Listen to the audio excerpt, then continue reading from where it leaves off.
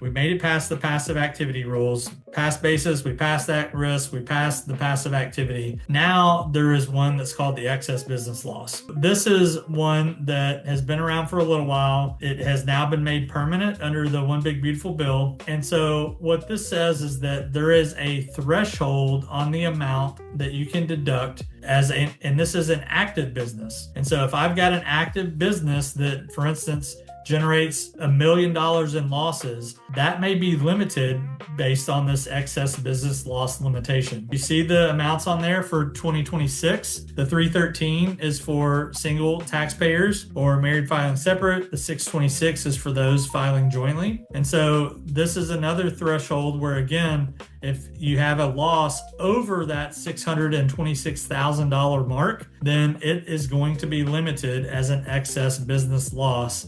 And again, it doesn't go away, but it then converts. Anything over and above that will convert into a net operating loss. We'll talk about net operating losses in a minute, but it's just another way that, some of these losses can be limited.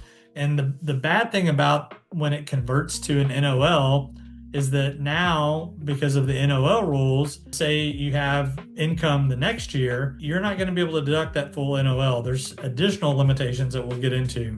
So what is some planning moves specifically for the excess business loss? Again, timing, that's a planning move, not just for the excess business loss. That's a good planning move just for tax in general, right? This was something that came really into play where you have a year that tax rates are going to change, right? And so if tax rates are going up, you may want to defer deductions, which is usually not traditional tax planning.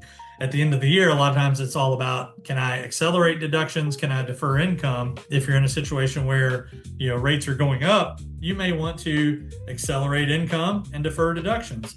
And so timing is something that can definitely come into play when it relates to excess business losses, but it can also come into play just in general tax planning in general. For the instance of someone that may be married filing jointly, there can be some planning around how to spread those losses, right? And so each spouse gets the $313,000 loss, but for married filing jointly, it's a combined. And so there may be ways that, again, depending on the nature of the loss, who's participating in it, what is the amount, there may be some planning that can go into, should we file jointly? Should we file separately?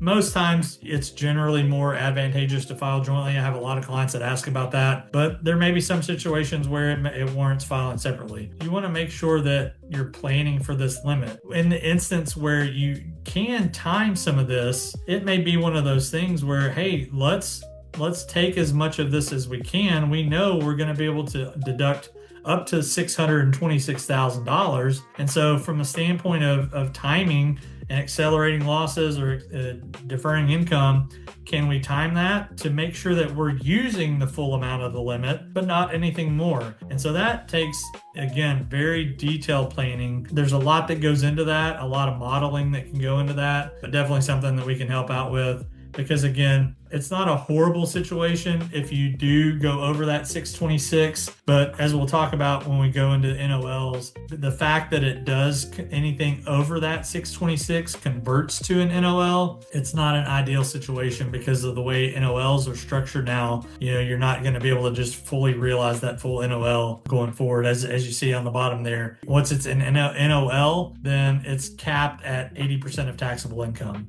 And so, for instance, if you have a huge amount that is an NOL, it could be multiple years before that NOL is fully realized.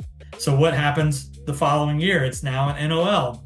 And so after these NOLs that are generated after the Tax Cut and Jobs Act of 2017, used to you could carry NOL back, carry it forward 20 years. Now you cannot carry it back. It's going to carry forward forever, but it's going to be limited to that 80% of your taxable income. And so that's where, again, if you've got something that is generating a big NOL, it could take multiple years to utilize that because of that 80% limitation. And so that's where, again, if you can plan so that everything falls under that $626,000 excess business limitation loss cap, that would be ideal, because anything that generates or turns into an NOL, you're going to have that 80% cap going forward until it's used up. So what are some planning moves specific to NOL? Again, if you do have an NOL, there may be years where it makes sense to do things like Roth conversions, right?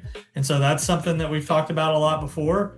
And there are ways to minimize taxes on Roth conversions using discount conversions and things like that. But in the instance of even with a discount conversion, there's typically going to be some that is still taxable. But maybe you are not interested in investing in something where a discount conversion would apply, but you've got an NOL. That may be a good year to convert traditional money into Roth money, take that income and into play, but I've got an NOL that I can use to offset up to 80% of that potentially.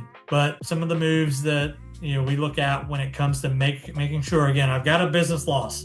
I want to make sure that I can deduct as much of that, if not all of that, when it comes to my personal tax return. What do I need to do? You got to track your basis.